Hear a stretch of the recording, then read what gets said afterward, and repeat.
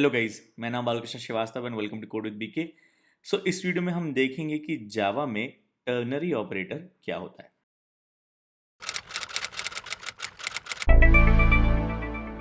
तो शुरू करने से पहले इट इज रिक्वेस्ट कि प्लीज प्लीज सब्सक्राइब करें मेरे चैनल को। और ये जो वीडियो है टर्नरी ऑपरेटर के बारे में, ये मेरी जावा 101 बिगनर कोर्स की वीडियो सीरीज का एक पार्ट है। इसमें हम पूरा बेसिक्स फाउंडेशन ऑफ जावा अच्छे से पढ़ेंगे। ओके, इस गाइडेड कोर्स को फॉलो करेंगे। और ये जो गाइडेड कोर्स है वो मैंने खुद ही ऑथर किया है। ये पूरी वेबसाइट मैंने जीरो से स्क्रैच से एक एक लाइन ऑफ कोड मैंने खुद लिखा है। ऑलराइट, तो आपको codewithbk.com पर जाना है, जावा पे क्लिक करना है। जावा 101 बिगिनर कोर्स है, ये सारे मॉड्यूल्स हैं। और अभी हम हैं टर्नरी ऑपरेटर पर। ओके, और ये पूरा कोर्स, पूरा वीडियो बहुत ही स्लो पेस्ड है क्योंकि मैं बहुत ही डीप में जाके समझा रहा हूँ। तो ये बेसिकली बिगिनर्स के लिए है या फिर उनके लिए है जो जावा पढ़ लिए लेकिन उनका बेसिक्स क्लियर नहीं हुआ, उनका सेमेस्टर में वो सेमेस्टर में क्लासेस में पीछे रह गए या फिर स्कूल में क्लासेस में पीछे रह गए, उनको समझ में नहीं आ रहा, उनको रिविजिट करना है basic. So you can come here and start your basics again. और ये बताने का पॉइंट इसलिए कि आपको इसमें समय देना पड़ेगा। इसमें मैं हड़बड़ी में नहीं पढ़ाऊंगा, मैं सिर्फ नाम के लिए नहीं पढ़ाना कि मैंने पढ़ा दिया और आपको समझ में नहीं आया। तो जितने कॉन्सेप्ट्स है, जितने कॉर्नर्स है, सब कवर करूंगा मैं। आराम आराम से पढ़ाऊंगा। आप एक पेपर और पेंसिल लेके बैठिए, नोट्स बनाइए। ये रेफरेंस रहेगा ही रहेगा। ओके, ऑलराइट, और जो भी इंपॉर्टेंट है नोट करते चाहिए। ओके, तो चलिए स्टार्ट करते हैं। टर्नरी ऑपरेटर के बारे में पढ़ेंगे। तो हम ऑपरेटर्स के बारे में पढ़ते आए हैं। और ऑपरेटर्स बेसिकली क्या होते हैं? ऑपरेटर्स आर सिंबल्स जो कि वैल्यूज पे एक्ट करते हैं और एक वैल्यू रिटर्न करते हैं। ऑपरेटर्स वैल्यू रिटर्न करते हैं, ये की है। और जिन वैल्यूज पर ऑपरेटर एक्ट करते हैं उनको ऑपरेंड्स कहते हैं। तो based on the number of operands and operator needs, हम तीन तरीके के ऑपरेटर्स बना सकते हैं। यूनरी ऑपरेटर जिसको सिर्फ एक ऑपरेंड चाहिए होता है, एक वैल्यू चाहिए होती है। बाइनरी ऑपरेटर्स को दो वैल्यूज, दो ऑपरेंड्स चाहिए होते हैं। टर्नरी ऑपरेटर को तीन वैल्यूज, तीन ऑपरेंड चाहिए होते हैं। ओके, तो जावा में टर्नरी ऑपरेटर होता है question mark and colon. Okay, right, it is also called a conditional operator that makes a decision based on a condition. Okay, right, it is a short and compact alternative to if else. हमने if else cover नहीं किया है, जब हम cover करेंगे उसको देखें। Okay, तो अभी हम बहुत ही बेसिक्स कर रहे हैं, हम नट्स एंड बोल्ट्स, बिल्कुल सिंपल सी चीज़ें पढ़ रहे हैं ताकि हम आगे जब प्रोग्राम लिखें तो हमारा उस प्रोग्राम में हर एक बेसिक चीज़ हमको क्लियर हो। ओके, ऑलराइट, तो ये है सिंटैक्स। इसका मतलब ये है कि जो क्वेश्चन मार्क और सेमी कोलन, ये सिंटैक्स का पार्ट है। आपको इनको एज इट इज लिखना है। कंडीशन रिप्लेस हो जाएगी कंडीशन से। Expression if true and expression if false replace हो जाएंगे एक्सप्रेशन से जो एक वैल्यू रिटर्न करते हैं। अब ये वैल्यू का टाइप कुछ भी हो सकता है। वैल्यू का टाइप कैसे डिसाइड होगा वो मैं बताता हूँ। ओके, राइट, तो बेसिकली इसको आप समझोगे कैसे? इसका कहने का मतलब ये है कि ये जो टर्नरी ऑपरेटर वैल्यू रिटर्न करेगा वो डिपेंड करेगा इस कंडीशन पर। अगर ये कंडीशन ट्रू है तो जो ये वैल्यू रिटर्न कर रहा है टर्नरी ऑपरेटर वो पहली वैल्यू है। अगर ये कंडीशन फॉल्स है तो जो वैल्यू रिटर्न कर रहा है टर्नरी ऑपरेटर वो सेकंड वैल्यू है। तो अगर कंडीशन ट्रू ही तो ये एक्सप्रेशन एग्जीक्यूट होकर रिटर्न वैल्यू मिलेगी। अगर कंडीशन फॉल्स हुई तो ये एक्सप्रेशन एग्जीक्यूट होकर रिटर्न वैल्यू मिलेगी। ओके, तो बहुत ही बेसिक एग्जाम्पल हो गया ये। तो हमने लिया है दो इंटीजर्स इंट ए और बी। आप मल्टीपल इंटीजर्स को ऐसे एक लाइन में इनिशियलाइज कर सकते हो कॉमा स्पेस देकर, या फिर आप ऐसे भी कर सकते हो। ओके, ओके, ये है हमारा use of ternary operator. Question mark और कोलन इस सिंटैक्स का पार्ट है।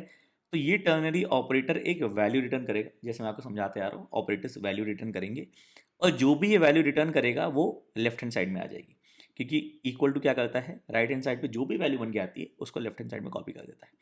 राइट हैंड साइड में हमारे पास टर्नरी ऑपरेटर है, तो ए ग्रेटर देन बी अगर ट्रू है, ए बी से बड़ा है तो ए रिटर्न होगा, नहीं तो बी रिटर्न होगा।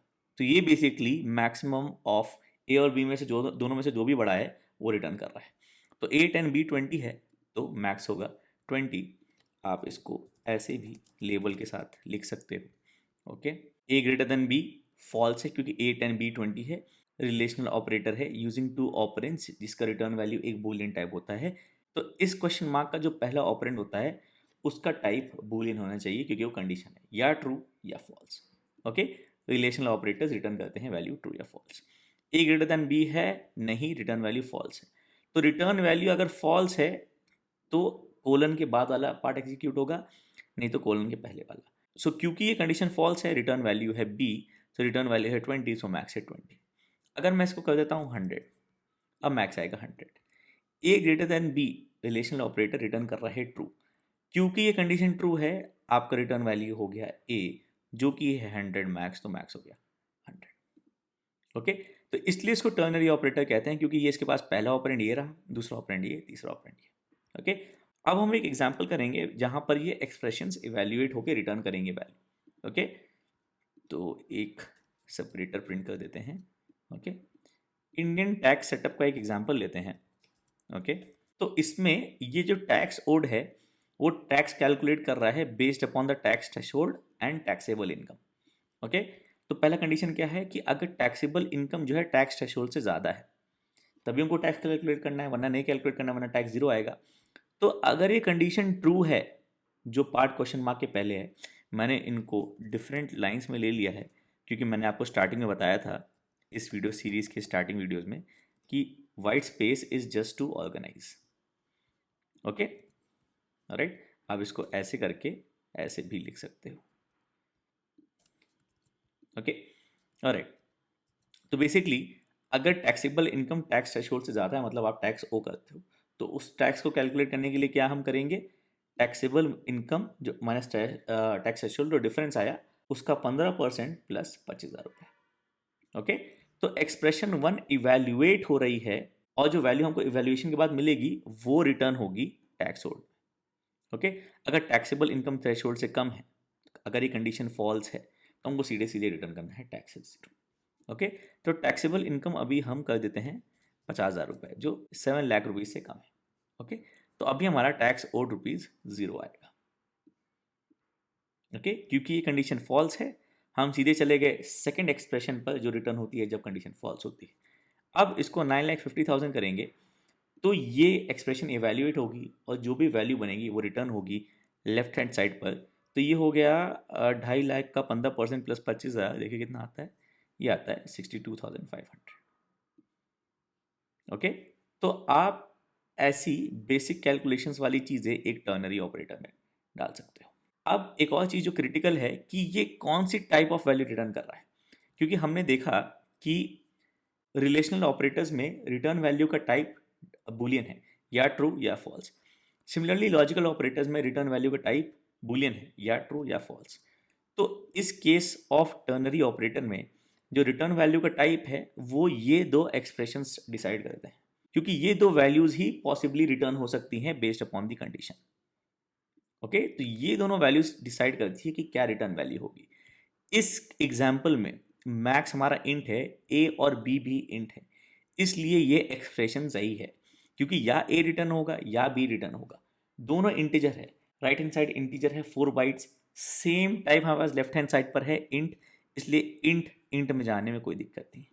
अगर इसको मैं 1.0 इंटू ए कर दूं तो देखो अभी गड़बड़ हो गया, क्योंकि हमने पहले एक्सप्रेशन को अब डबल बना दिया, तो अब डबल इंट में नहीं जा सकता, cannot convert from double two int. Okay, right, इसलिए सेकंड कंडीशन भी काम कर रही है, क्योंकि ये जो फर्स्ट एक्सप्रेशन है वो एवेल्युएट होकर एक डबल टाइप बनेगी। मैंने आपको बताया था कि अगर आप डबल में इंट ऐड करोगे तो इवेंचुअल वैल्यू डबल बन के आएगी, छोटा टाइप प्लस बड़ा टाइप इज इक्वल टू बड़ा टाइप, और सेकंड वैल्यू भी 0.0 है जो कि डबल है। ओके, राइट, तो जब भी डेटा टाइप्स एक दूसरे में जा रहे हैं, याद रखिएगा छोटा डब्बा बड़े डब्बे में चला जाएगा, बड़ा डब्बा छोटे डब्बे में नहीं जाएगा। इसलिए 1.0 इंटू बी नहीं काम करेगा, लेकिन अगर मैं इसको सिंपली जीरो एक इंटीजर कर देता हूं तो काम कर जाएगा, क्योंकि जीरो फॉल्स के केस में, ओके, जब राइट हैंड साइड से लेफ्ट हैंड साइड में गया तो जीरो एक इंटीजर है, 4 बाइट्स छोटा डब्बा, लेफ्ट हैंड साइड एक डबल है 8 बाइट्स बड़ा डब्बा, वर्क्स। तो जब ये कंडीशन फॉल्स है तो जीरो गया है टैक्स ओड में, तो आउटपुट आएगा आपका 0.0। आउटपुट जीरो नहीं आएगा क्योंकि आप प्रिंट करा रहे हो टैक्स ओड जो कि डबल है, जिसमें गया जीरो जो बन गया 0.0। ओके, तो मैंने आपको बताया था कि डबल टाइप अगर आप प्रिंट कर रहे हो और उसमें एक इंटीजर है वो 0.0 के साथ प्रिंट होगा, ये दर्शाते हुए कि वो एक डबल टाइप है। ओके, फ्लोटिंग पॉइंट टाइप है। ओके, तो गड़बड़ मत करिएगा कि अगर लेफ्ट हैंड साइड पे इंट है, इंट के ले लेते हैं, और इसको मैं कह रहा हूँ से ए ग्रेटर देन से 20, और पहला वैल्यू 4.5 है, दूसरा वैल्यू 3 है। ओके, 4.5 डबल है, के में नहीं जाएगा। ओके, इसको 4 कर लो, ओके, या फिर 4.5 करो तो इसको डबल के कर लो। ओके, कि डबल भी चला जाए, इंट भी चला जाए। सिमिलरली अगर मैं कहता हूँ स्ट्रिंग रिजल्ट, ओके, और एक वैल्यू लेता हूँ इंट मार्क्स, इससे 45, ओके, तो रिजल्ट हो गया। अगर मार्क्स ग्रेटर देन 40 है, ओके, तो क्योंकि ये रिजल्ट एक स्ट्रिंग है तो मैं दोनों वैल्यूज को स्ट्रिंग बना दूंगा। मैं बोलूँगा अगर इस केस में पास हो गया, ओके, वरना फेल हो गया, okay. So if marks greater than 40 का कंडीशन ट्रू है तो ये स्ट्रिंग गया, नहीं तो ये स्ट्रिंग गया, जो कि सेमेंटिक सेंस अपने आप में मतलब भी बना रहा है कि अगर मार्क्स ग्रेटर देन 40 है तभी पास वरना फेल, ओके। इक्वल टू 40 को 40 पे पास कर देते हैं, चलो, ओके। तो अगर आप रिजल्ट प्रिंट कराओगे, ओके, एक सेपरेटर प्रिंट करा देते हैं। रिजल्ट हो गया हमारा, result is plus result, okay. तो अभी तो ये पास हो रहा है तो आपका प्रिंट होगा पास। अगर मैं इसको 35 कर दूँ, बंदे बेचारे को फेल कर दूँ, तो ये हो जाएगा फेल, ओके। अब ये मत करना, पास और फेल जा ही नहीं पाएगा, देखो, can not confirm from string to it, can not confirm from string to it, okay, alright. तो टर्नरी ऑपरेटर का जो बेसिकली रिटर्न वैल्यू है वो सेकंड और थर्ड ऑपरेंड्स डिसाइड करते हैं। पहले ऑपरेंड का रिटर्न वैल्यू बूलियन ही होना चाहिए। अगर मैं इसको 2 कर देता हूँ, ये बूलियन है ही नहीं, okay. Can not convert from int to Boolean, देखो ये बता रहा है, ओके। सपोज करो आपने हाई कर दिया, can not convert from string to boolean आ जाएगा, ओके। तो पहले ऑपरेंड का रिटर्न वैल्यू का टाइप बूलियन होना चाहिए। आप कितनी भी बड़ी बड़ी कंडीशन लगा दो, एंड करके कितनी भी बड़ी कंडीशन लगा लो, ओके, खूब सारे एक्सप्रेशन ऐड करते जाओ, लेकिन इवेंचुअल रिटर्न वैल्यू आपका बूलियन टाइप का होना चाहिए, ओके। और जनरली हम इनको पैरेंथेसिस में कर देते हैं ताकि एक क्लीन सेपरेशन रहे कि क्वेश्चन मार्क के पहले कंडीशन, उसके बाद पास या फेल, ओके, ये भी चलेगा, ओके। और ये इसलिए कि अगर ऐसे को मेरे को लिखना है कि fail by like these many 40 minus marks, okay, तो अगर 35 है बंदे के तो आ जाएगा आपको मैसेज फेल बाय 5, ओके, 5 और marks, okay. When not to use ऐसा मत करिएगा, आप जबरदस्ती का स्मार्ट नहीं बनना है। प्रोग्रामिंग का एक प्रिंसिपल होता है, KISS principle, keep it simple stupid, okay. बहुत दिमाग ना लगाना पड़े, जितना कोड को करना चाहिए उतना ही करें। ये वाला करना तो आप नेस्टेड इफ करो, जो कि आपको हम बाद में दिखाएंगे, ओके। तो ये हो गया आपका टर्नरी ऑपरेटर। इसको कंडीशनल ऑपरेटर भी कहते हैं। अगर आपके स्कूल में या एग्जाम में कॉलेज में थ्योरेटिकल सवाल पूछें तो ये आ सकता है। हैज़ 3 ऑपरेंड्स, पहला वाले का टाइप बूलियन होना चाहिए, बाकी दोनों का टाइप मैच होना चाहिए ताकि रिटर्न वैल्यू समझ में आ पाए, okay. So if there is calculation in expression ensure proper parenthesis, okay, ऐसा, okay, to avoid precedence issues, okay, जो कि हम देखेंगे ऑपरेटर प्रेसिडेंस में, ओके, ऑलराइट, ओके देन। तो ये था ternary operator in Java. I hope ये वीडियो हेल्पफुल था, आपको अच्छा लगा। कुछ भी डाउट हो तो कमेंट्स में पूछ लीजिएगा, मैं हमेशा कोशिश करता हूँ आपके कमेंट्स का आंसर करूँ। और आपको इस पोस्ट में डाउट हो तो आप नीचे जाके कमेंट कर सकते हैं, ओके। लॉग इन करिए, कमेंट करने के लिए आपको लॉग इन करना पड़ेगा। आप गूगल के साथ अकाउंट बना लो, सब फ्री है। आप एक ईमेल यूज़र नेम और पासवर्ड यूज़ करके भी आप अकाउंट बना सकते हो, ओके, ऑलराइट। तो आई होप ये वीडियो हेल्पफुल था, आपको अच्छा लगा। प्लीज़ लाइक करिएगा वीडियो को, सब्सक्राइब करिएगा मेरे चैनल को, and thank you for watching.